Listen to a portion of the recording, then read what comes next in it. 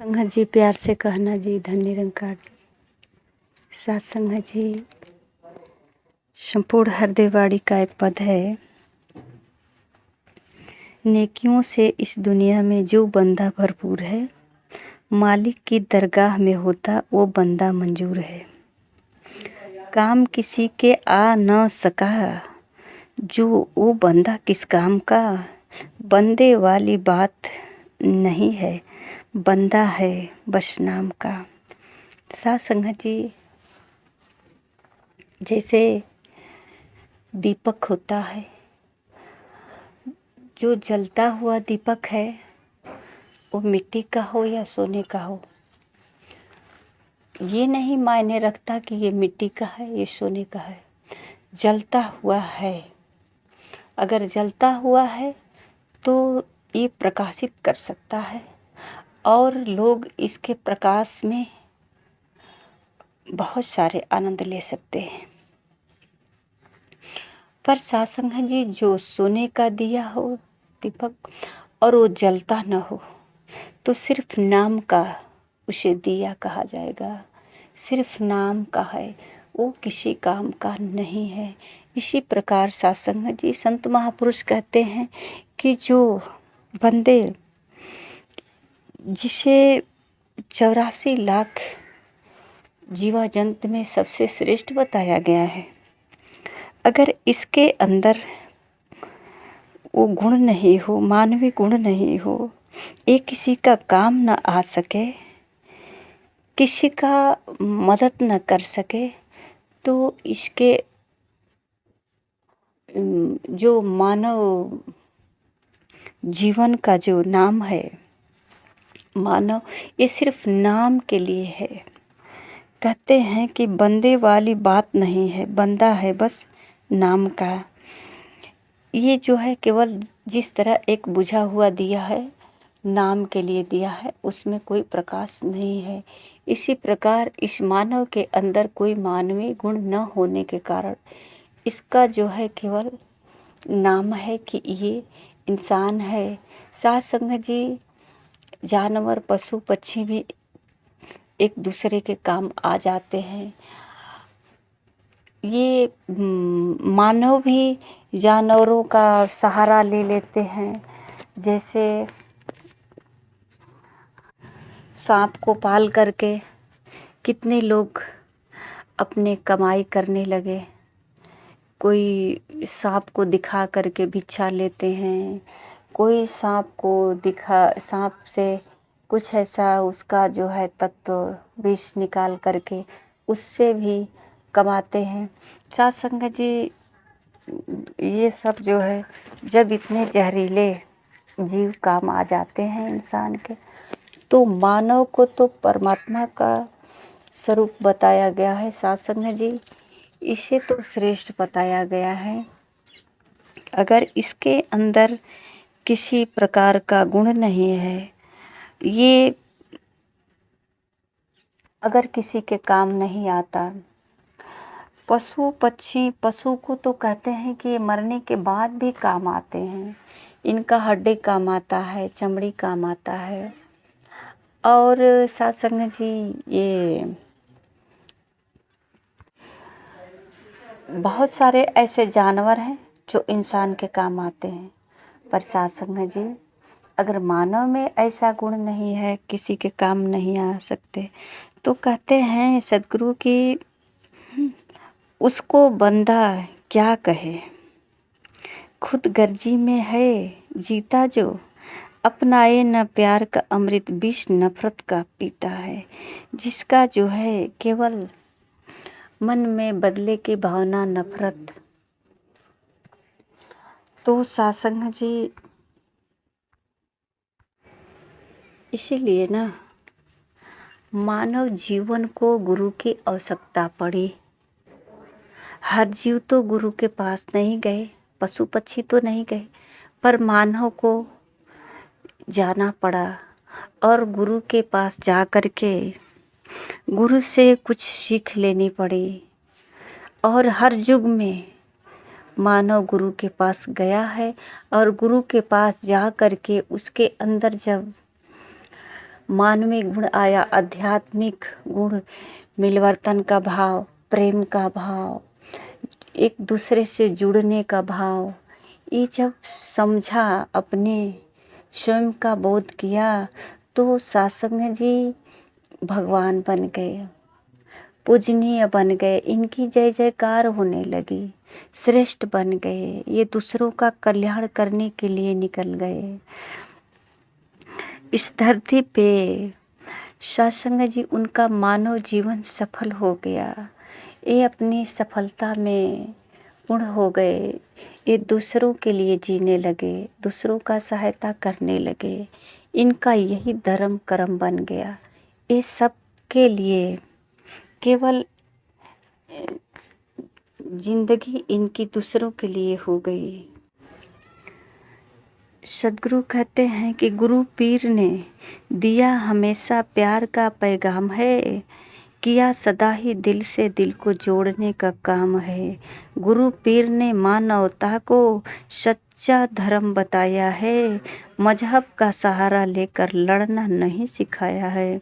सत्संग जी, ये जो गुरु के पास आए, हर युग में गुरु पीर पैगंबर मिलवर्तन का भाव सिखाए और मानवता का गुण उसके अंदर भरने का काम किया।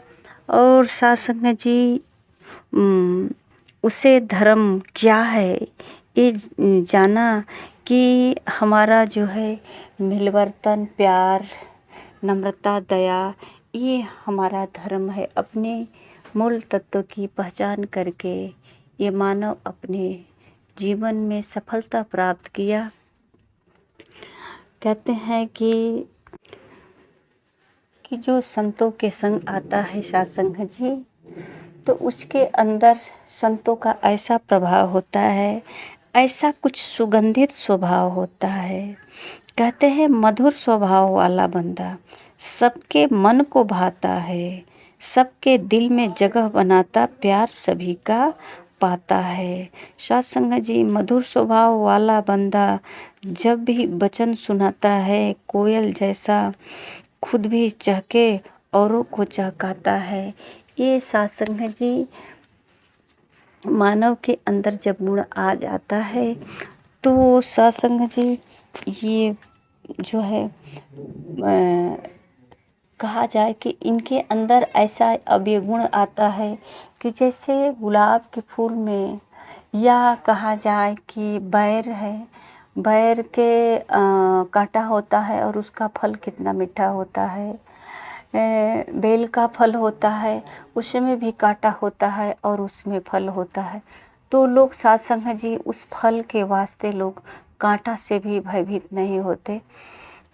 गुलाब के फूल इतनी सुगंधित, इतना प्यारा कि उसको भी लोग चाहते हैं, तो कांटे का फिक्र नहीं करते। इसी प्रकार सत्संग जी, जो सद्गुरु के चरणों में मानव आ जाता है और उसके अंदर ये सद्गुरु के द्वारा जो असर संस्कार पड़ता है, तो सत्संग जी सारे उसके अवगुणों को भूल करके लोग उसे अपना लेते हैं और समाज में वो एक वरदान साबित होता है, सुंदर स्वभाव वाला हो जाता है और सत्संग जी पूजनीय हो जाता है, सराहनीय हो जाता है, कल्याणकारी, सबके कल्याण के बारे में सोचने लगता है। तो सत्संग जी जब उसके अंदर फूल जैसे सुगंध आ जाता है, तो अब सत्संग जी उसके स्वभाव में जो क्रोध था, जो जलन था, जलन की जो बदबू हो रही थी, क्रोध का जो अग्नि भड़कती थी, वो सब शीतलता में बदल गई, सब शांत हो गए, स्थिरता आ जाती है उसके अंदर। सत्संग जी, ये सब सारे गुण जो है संतों के चरणों में ही मिलता है। और सत्संग जी जो संतों के चरणों में आकर के इस राज्य को जान जाते हैं, रहस्य को जान जाते हैं, सच में सत्संग जी एक जलते हुए दीपक के समान। अब वहाँ मिट्टी और सोने पीतल का भेद नहीं होता, वहाँ तो सिर्फ प्रकाश का भेद होता है। उसके अंदर जब प्रज्वलित होता है, जब जलने लगता है, तो सत्संग जी लोगों ने ये नहीं देखा कि ये दीपक पीतल का है, सोने का है या मिट्टी का है, सिर्फ प्रकाश देखा और उसका इस्तेमाल किया। वो अंधे क्या, सारे आँख वालों को भी सहायता साबित हुआ। इसी प्रकार सत्संग जी, जिस बंदे के अंदर सतगुरु के द्वारा ज्ञान की रोशनी जल जाती है, तो यहाँ से जातिवाद हट जाती है, यहाँ से वाद विवाद हट जाता है, यहाँ अपना पराया से बैर नफरत से ये सारे जो है यहाँ भेद खत्म हो जाता है। लोग केवल इनके अंदर जो ज्ञान का प्रकाश है, जो विवेक का जो जागरण हुआ है, यही उपयोग सब में हुआ। और सत्संग जी ये फूलों जैसे महकता, स्वयं महकता, औरों को भी महकाते। सद्गुरु कहते हैं कि कहे हरदेव दुर्वचनों की कड़वाहट पी जाता है। सत्संग जी उनके अंदर ऐसा सुगंधित भाव कि ये जो क्रोध वाला स्वभाव था, ये इनके बदलाव से, इनके गुण से, इनके कुछ ऐसे वचन भी आता है जैसे कांटे के समान, उसको भी लोग सह लेते हैं। तो आइए सत्संग जी, मानव होना ही सिर्फ काफ़ी नहीं, मानव के अंदर कुछ गुण है जो सत्संग जी हर जगह देखने को नहीं मिलता है। अगर हर जगह देखने को मिलता तो इतने साधु संत इस संसार में सारे लोग जो है यही समझाने में लगे हैं कि स्वयं को जान लो, स्वयं को जान लो, अपने स्वयं की पहचान करके अपना जीवन संवार लो। क्या हुआ है जीवन में, जीवन अधूरा है, इसको पूरा कर लो। सत्संग जी भक्ति तो सब लोग करते ही हैं, परमात्मा को याद तो सब लोग करते ही हैं, फिर भी भक्त वाले स्वभाव न होने के कारण भक्ति होती है पर भक्त के जैसे नहीं होती। सत्संग जी यहाँ एक स्वार्थ की झोली थैली फैली होती है, जिससे महापुरुष उदाहरण देते हैं कि जैसे एक मांगने वाला भिखारी होता है कि वो बड़े बड़े तीर्थ स्थल पे ही भी होते हैं, मंदिर के पास भी होते हैं, और सत्संग जी राम का नाम वो भी लेते हैं, राम को वो भी राम राम कहते, अल्लाह तेरा भला करे, राम तेरा भला करे, सब कुछ कहते कहते, पर सत्संग जी राम का नाम तो लेते हैं पर उनका ध्यान वहाँ होता है कि कोई हमारे बगल से गुजरने वाला राही का हाथ अपने जेब में जाता है कि नहीं, जेब से कुछ चंद सिक्के निकाल करके इस हमारे पात्र में रखता है कि नहीं, हाथों पे रखता है कि नहीं, इस तरह का ध्यान उसका जो है बना होता है।